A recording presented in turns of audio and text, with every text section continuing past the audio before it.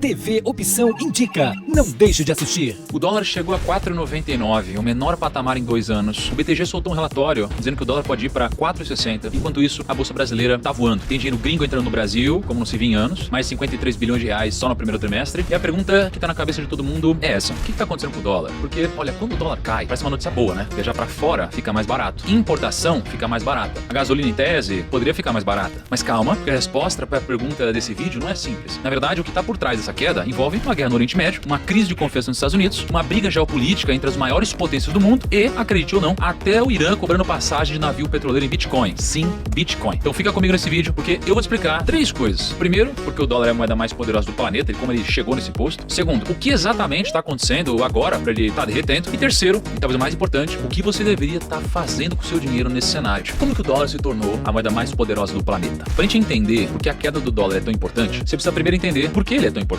E para isso a gente precisa voltar um pouquinho no tempo, mais precisamente para 1944, porque lá o mundo estava destruído, a Segunda Guerra Mundial ainda não tinha acabado, mas já dava para ver quem ia ser o vencedor. A Europa estava em ruína, a economia do Japão estava devastada e os países precisavam de um plano para reconstruir o mundo. E foi aí que 44 nações se reuniram no hotel em Bretton Woods, nos Estados Unidos, para tomar uma decisão. Como é que a gente vai reorganizar o dinheiro do planeta? E a resposta foi o dólar. A lógica era muito simples. Os Estados Unidos tinham a maior economia do mundo, a indústria mais forte e principalmente tinham o ouro. Durante a guerra, enquanto a Europa gastava as reservas para financiar soldados e armas, muito desse ouro foi parar nos cofres americanos, porque os Estados Unidos vendiam armas e suprimentos para os europeus. Então ficou decidido, todas as moedas do mundo seriam atreladas ao dólar e o dólar seria atrelado ao ouro. Então $1 vale uma quantidade fixa de ouro. Só para ficar mais claro para você, quando a gente fala que o dólar é a moeda de reserva mundial, isso significa 3 coisas. Primeiro, os bancos centrais do mundo inteiro guardam as reservas em dólar. Então quando o Banco Central do Brasil, por exemplo, quer ter uma reserva de segurança, um colchão para os tempos de crise, boa parte desse dinheiro está em dólar. Segundo, o comércio internacional roda em dólar. Petróleo, dólar. Café, dólar. Minério de ferro, dólar. Quase metade de todos os pagamentos internacionais do mundo são feitos em dólar. Terceiro, o sistema financeiro global funciona em dólar. Aquele sistema chamado SWIFT, que conecta milhares de bancos em mais de 200 países, o dólar é a moeda que domina ali dentro. Pensa comigo, é como o inglês, né? Ninguém decidiu num dia que o inglês seria o idioma universal, mas todo mundo foi adotando porque todo mundo já usava. Quanto mais gente usa, mais todo mundo precisa usar. É o que os economistas chamam de efeito de rede. E o dólar tem o maior efeito de rede do planeta. Mas aqui vem o plot twist dessa história toda. Em 1971, o presidente Nixon fez um negócio que ninguém esperava. Ele desatrelou o dólar do ouro. Ele acabou o padrão ouro. A partir daquele momento, o dólar não era mais garantido por uma barra de ouro num cofre, era garantido pela confiança no governo americano, pela força da economia americana. Era pela capacidade dos Estados Unidos de cobrar impostos, manter a ordem e também fazer a economia funcionar. O que aconteceu? O dólar não só sobreviveu, ele ficou ainda mais forte. Mesmo com o fim do padrão ouro, nenhuma outra moeda chegava perto de ter a liquidez, a segurança e a infraestrutura do dólar. E aí, com o tempo, o dólar ganhou um poder que os economistas chamaram de privilégio exorbitante. Os Estados Unidos, eles podiam gastar mais do que eles arrecadavam, se endividar em uma escala absurda, mesmo assim continuar pagando juros baixos, porque o mundo inteiro queria emprestar dinheiro para eles. E em tempos de crise, o dinheiro não saía dos Estados Unidos, ele entrava. O dólar, ele era o porto seguro do mundo. E aliás, isso é muito importante porque eu vou te contar daqui a pouco, né? Então guarda essa informação contigo. E bom, se o dólar tem todo esse poder, toda essa infraestrutura, todo esse efeito de rede, por que de alguns anos para cá ele tá caindo? E vamos por camadas aqui. A primeira camada é que o dólar tá perdendo valor não somente contra o real, mas contra todo mundo. Tem um índice chamado DXY.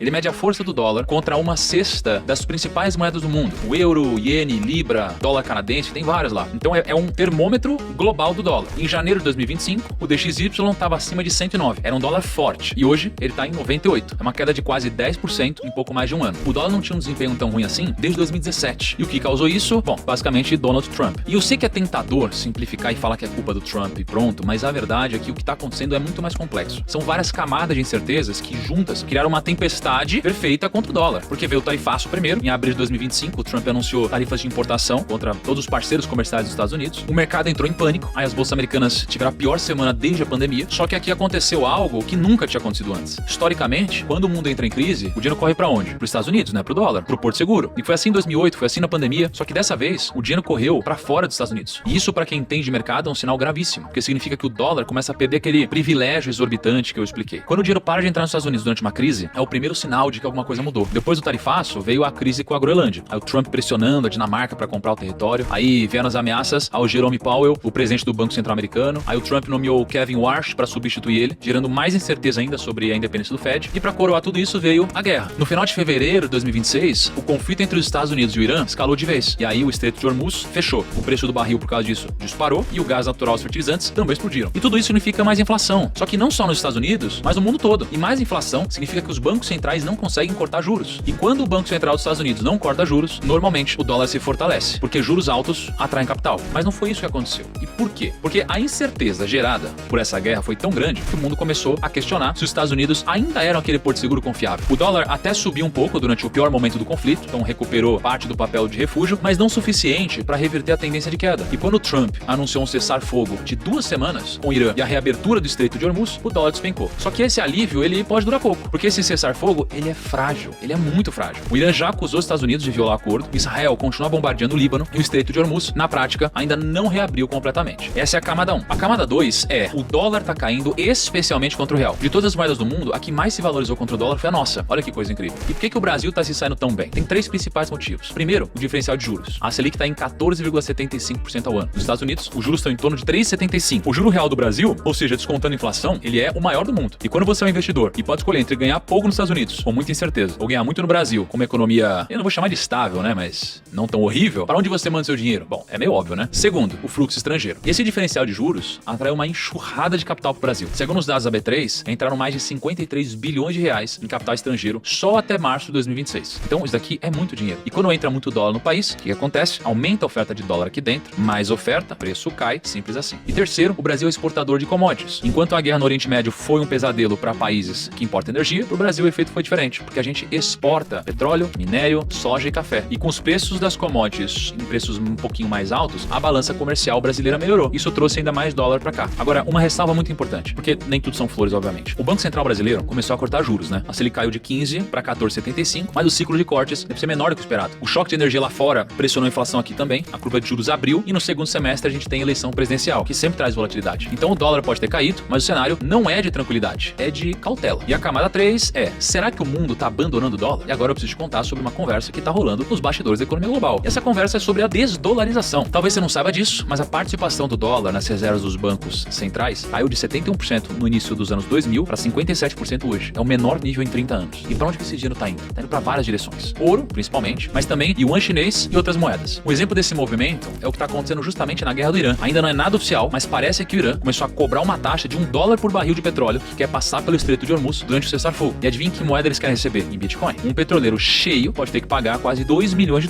em Bitcoin. Isso é mais um sinal de países que estão fora do sistema do dólar e que estão buscando alternativas. E no mundo onde o dólar é menos dominante, os Estados Unidos perdem poder. Eles perdem a capacidade de impor sanções, eles perdem a capacidade de se endividar barato. O investidor global precisa repensar onde coloca o seu dinheiro, inclusive você. E bom, agora que, sei lá, você entendeu um pouquinho do que está acontecendo, vem a pergunta. O que você faz com essa informação? Porque uma coisa é entender tudo isso, outra coisa é transformar em decisão prática pro seu bolso. E a primeira coisa que eu preciso te dizer é a seguinte: não tente adivinhar o dólar. Eu sei que é tentador. O dólar tá na casa de R$5 e todo mundo quer saber, vai cair mais? Vai voltar a subir? É hora de comprar? E eu vou te contar uma história, né? 3 anos atrás, em 2023, eu fiz um vídeo parecido com esse. Na época o dólar tava R$4,79 e caindo. O Goldman Sachs projetava que a moeda ia para 4,40. Tá todo mundo otimista. E o que aconteceu? O dólar fechou o ano em 4,85 e logo no ano seguinte ele se recuperou e foi para mais de R$6, uma alta de 27%. Tem uma frase clássica no mercado financeiro que diz que a melhor forma de arruinar a carreira de um analista é tentar prever o câmbio. E é verdade, porque ninguém acerta consistentemente para onde o dólar vai no curto prazo. Tem guerra, eleição, tem decisão de Banco Central, tem tweet de presidente, são muitas variáveis. Então o que funciona? Basicamente, diversificação. Eu vou te mostrar com números por que isso funciona. Imagina que você tem R$1.000 para investir, existem 2 ativos, ativo A e ativo B. Aí você bota R$500 em cada. No primeiro ano, o ativo A sobe 100%, seus R$500 viram 1.000. O ativo B cai 50%, seus R$500 viram 250. E aí você tem 1.250 no total. Aí você faz o rebalanceamento. Você tira de onde subiu muito, coloca onde caiu muito, fica com 625 em cada. No segundo ano, os ativos invertem. O ativo A cai 50%, R$625 viram 312,50 e o ativo B sobe 100%, 625 viram 1.250. No total, você tem agora 1.562,50. Bom, espero que vocês tenham entendido. Vou ficando por aqui, até a próxima e tchau.